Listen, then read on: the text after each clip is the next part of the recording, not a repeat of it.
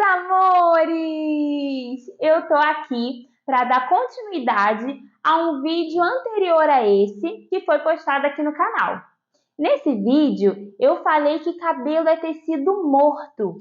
E aí pode ter surgido o seguinte pensamento, a seguinte dúvida: poxa, mas se cabelo é tecido morto, por que eu deveria tratá-lo, né? Então, para eu te trazer um esclarecimento mais aprofundado, nós precisamos entrar em composição, nós precisamos ter uma aula de composição química dos fios, tá bom? Então, vamos dar início a essa aula. A química vai dizer que tudo que tem massa, ou seja, aquilo que tem peso, e que ocupa lugar no espaço, é matéria. Então, praticamente tudo que nós podemos ver ou tocar é matéria. E toda a matéria ela é feita a partir de substâncias que estão organizadas dentro da tabela periódica. Vamos relembrar a tabela periódica? Eu estou aqui, deixa a câmera focar, com uma tabela periódica. Aqui estão organizados todas as substâncias, tudo que nós podemos ver ou tocar, tudo que é matéria, está tabelado aqui, está organizado aqui. Cada quadradinho desse simboliza um átomo. E o átomo, ele está representado por uma abreviação do seu nome. Então, cada letrinha dessa que está aqui é uma letrinha que simboliza o nome desse átomo. É uma forma de simplificar. Então, todas essas substâncias que estão aqui são substâncias que dão origem a tudo que a gente pode ver no mundo. Então, será que todas aquelas substâncias estão no cabelo? Não, não são todas. Então, eu vou colocar aqui para vocês as substâncias que estão presentes em maior composição, na maior composição do nosso fio. São elas: carbono, representado pela letrinha C, hidrogênio, oxigênio, nitrogênio e enxofre. Então, a representação do carbono é o C, do hidrogênio é o H, do oxigênio é o O, do nitrogênio N e do enxofre é o S. Essa composição aqui, esses elementos, esses átomos, são os que constituem a estrutura que é o nosso cabelo. Vamos dar uma relembrada no que é um átomo? A palavra átomo significa indivisível. Significa que é uma substância tão pequenininha que não pode ser diminuída, não pode ser dividida. Então, é a menor parte das substâncias. Então, para dar um exemplo, para dar mais uma clareada aí nessa explicação, assim como as letras do alfabeto formam as palavras, os átomos, eles formam as substâncias. Ele é a menor parte de cada substância que é formada no mundo.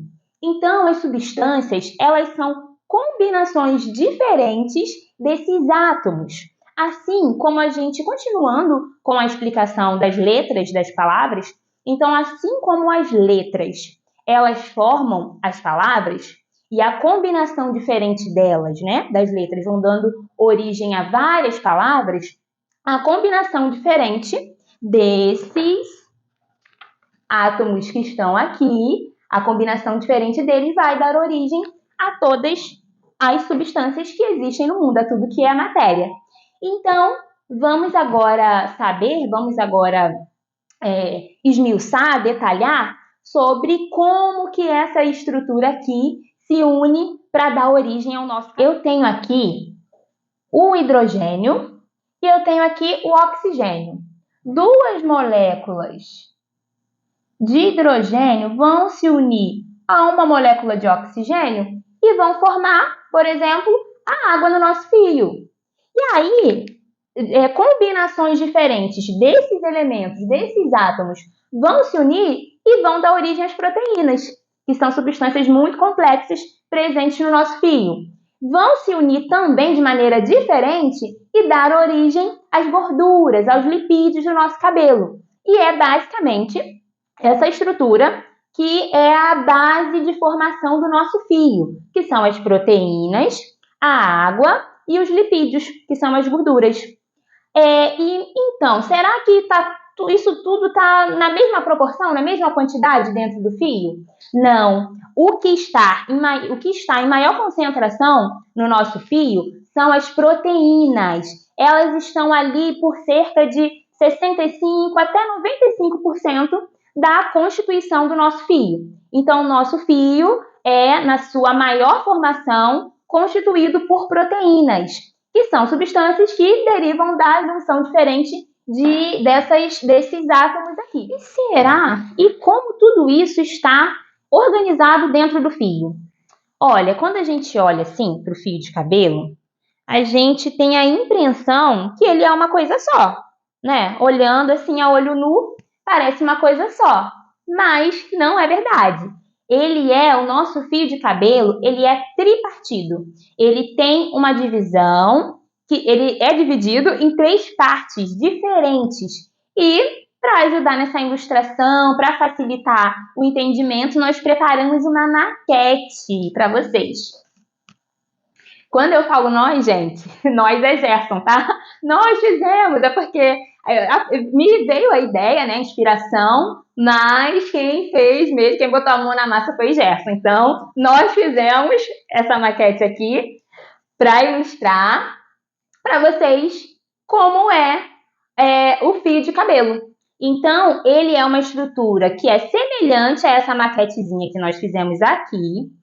E eu vou agora, detalhar quais são as partes e os nomes dessas partes e a função delas também. Então, nós temos a cutícula, que é essa parte externa, que recobre todo o fio, tá vendo? Nós temos as cutículas, que são camadas que estão ali justapostas, uma em cima da outra, como se fossem telhados. E aí, a gente tem na cutícula a função de proteção para o nosso fio. A cutícula também ela tem uma outra questão. Ela tem uma outra função, que é de trazer maciez para o fio, trazer brilho para o nosso fio. Então, essa é a função básica aí da cutícula. Depois, nós temos o nosso córtex, que é essa parte aqui, ó, que é mais volumosa, está em maior concentração. No nosso córtex é onde fica localizado os nutrientes do nosso fio, é onde fica localizado a cor do nosso fio. Então, eu até simulei aqui um fio castanho, né? Pintei de marronzinho, para simular que a cor do fio está dentro do córtex, na parte interna, e não na parte externa. A parte externa, como vocês podem ver, ela é translúcida, ela é transparentezinha, e ela reflete a cor que está dentro do fio, que é o córtex. Então, no córtex, nós temos as características, as funções de elasticidade, de força do fio, e é onde estão os nutrientes principais. Outra parte que tem no nosso fio, e a última parte, é a medula, essa parte aqui, ó, que eu simulei até com algodãozinho, que é a parte interna. A medula, ela não está presente em todos os fios. A ciência ainda não descobriu não entrou em consenso, né, sobre uma função real que a medula tenha para o fio de cabelo, mas acredita-se, tem estudos que mostram que ela pode estar envolvida com a regulação, com a termorregulação, com a regulação da temperatura do fio. E ela não está presente em todos os cabelos, e os serviços que a gente faz no salão, os serviços que nós fazemos de tratar, de colorir, não alcança essa parte aqui, e ela não interfere na aparência do cabelo, pelo que nós vimos que a parte mais importante do nosso fio é o córtex, onde fica localizado os nutrientes. Então, a parte do córtex é onde está situada a nossa queratina, que é a proteína que nós temos, que está em maior concentração no nosso fio. Então, a queratina fica nessa regiãozinha que nós Acabamos de mostrar que é a parte mais volumosa. É como se fosse, gente, o córtex é como se fosse o coração do fio. Então, é a parte vital, mais importante, e a cutícula é a parte que protege essa parte de nutriente e que dá aparência para o fio. Então, essa parte aqui, que é o córtex, é a parte mais interna, é constituída na sua maior parte de proteína chamada queratina. E a queratina no nosso fio, ela é uma queratina, o tipo de queratina que nós temos, ela é uma queratina cristalina que está inserida numa matriz de queratina amorfa.